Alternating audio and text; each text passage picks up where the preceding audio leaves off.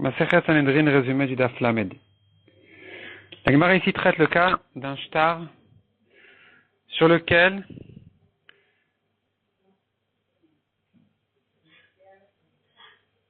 on témoigne que quelqu'un a avoué une dette. Dans ce shtar-là, il y a un protocole comme quoi un tel a reconnu qu'il devait de l'argent à son ami. Maintenant, on n'a que deux signatures sur ce shtar, alors qu'il est formulé comme un badin. Toute la formule du shtar laisse nous sous-entendre qu'il y a un badin qui se tenait derrière, alors qu'on n'a que deux signatures dessus. Est-ce que le shtar, il est bon ou il est pas bon? Est-ce que tu dois craindre? Est-ce que tu peux dire, quand il y a deux signatures, on suppose que le shtar a été fait correctement? Ou bien la Gemara dit non, pas forcément, peut-être qu'il y a un badin qui s'est trompé ici. Finalement, la Gemara conclut que pour que le shtar il soit kasher, il faut vraiment que dans le shtar, ils disent, un tel est arrivé devant nous, le bedin qui a été nommé par Ravashi, ou un homme très important. On suppose que ce grand Dayan, qui était en tête de ce bedin, ou qui leur a demandé d'écrire ce shtar-là, alors, il aura certainement dit comment faire, qu'il devait 3 personnes, s'il se considère comme un bedin. Sinon, on craint qu'il se prenait pour un bedin alors qu'il n'était que 2, et donc le shtar, il n'est pas bon. La Gemara dit maintenant, un homme est venu dire à des héritiers, j'ai vu votre père cacher de l'argent à tel et tel endroit, en disant que c'est à un tel. Si l'argent se trouve à un endroit où ce témoin-là aurait pu le prendre et le donner à qui le père avait dit, on doit le croire. Mais si l'argent se trouve dans la maison, à un endroit où, par exemple, dans la maison, un endroit où ce témoin-là ne pouvait pas avoir accès à l'argent, donc même si c'est lui qui nous a appris où se trouve l'argent, on n'a pas à le croire que ça appartient à un tel. De même, un héritier qui cherchait l'argent de son père, et on lui a dit en rêve, la somme étant, elle se trouve à tel et tel endroit, et c'est l'argent du Maaser Sheni, par exemple, il n'a pas besoin de croire aussi le fait que c'est l'argent du Maaser Sheni, même s'il a trouvé que tout le reste était précis.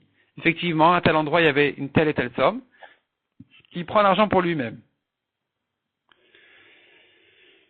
On a vu dans la Mishnah un bedin qui ont tranché selon la majorité si un tel est chayav, un tel est patour.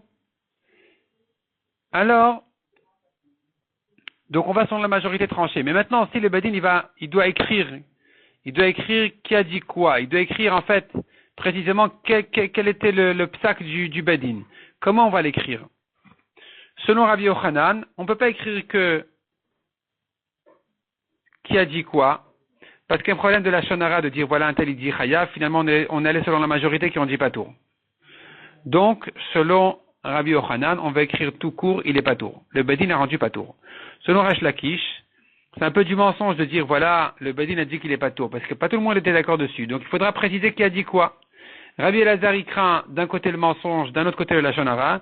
Donc il dit, la formule sera d'entre les paroles du bedin est sorti qu'un tel il est patour.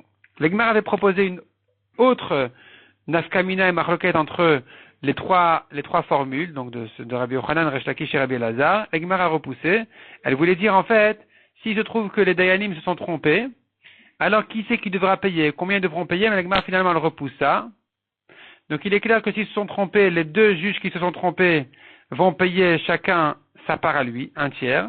Le troisième n'aura pas à payer, et eux non plus n'auront pas à payer la part du troisième juge, selon tout le monde. Donc la marloquette ne sera que si c'est une question, si un problème de la shonara ou de mensonge dans les formules du bedin.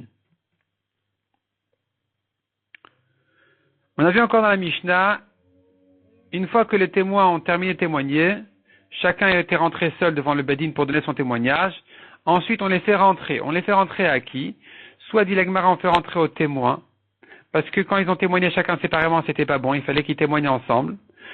Soit tu dis non, ils peuvent témoigner ensemble, ils peuvent témoigner séparément. Donc ici, on va faire rentrer les Baalei Dinim. Il aurait fallu, c'est-à-dire, notre Mishnah penserait comme le Tana qui dit, que d'abord le bedin, il entend les arguments des Baalei Dinim, ensuite le témoignage des témoins, ensuite ils font sortir tous dehors, et le bedin, il juge entre eux, et après il les ramène, pour leur trancher, voilà, tu es chayav, tu es patour.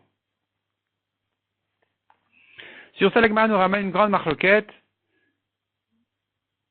une double marloquette, disons, il y a deux cas.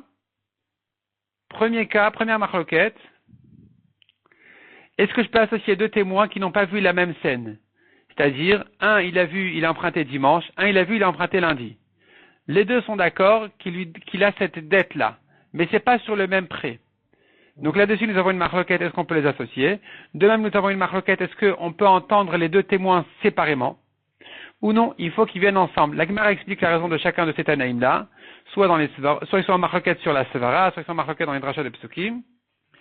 La Gemara ensuite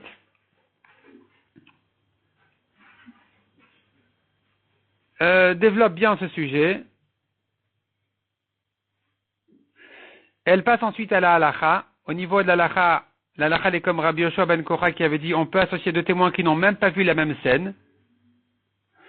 Mais est-ce que la halacha n'est que sur des terrains? Il a avoué dimanche sur le terrain, il a avoué lundi sur le terrain. C'est le même terrain. Donc ici, c'est sûr que la halacha est comme Rabbi Yoshua ben Korah qu'on peut les associer. La question se pose, est-ce que la halacha est comme lui aussi concernant de l'argent, un prêt? Il a emprunté dimanche, il a emprunté lundi. Tu peux associer les deux témoins ou pas? Donc, sur ça, la Gemara ramène une marloquette. Est-ce que ici on va les associer ou pas? La Gemara dit, concernant les terrains, il y en a qui pensent qu'il n'y a même pas de marloquette.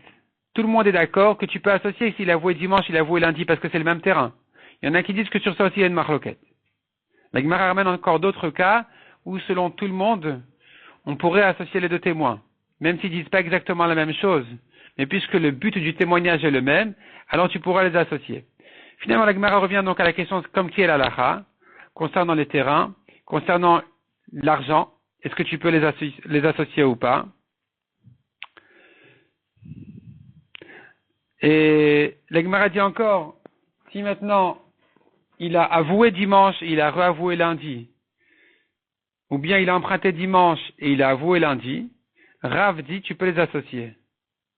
Mais s'il a emprunté dimanche, emprunté lundi, ou bien avoué dimanche, emprunté lundi, donc c'est pas le même prêt, c'est pas la même scène. Sur ça, selon Rav, la halacha n'est pas comme Rabbi Yoshua ben Korah, tu ne peux pas les associer.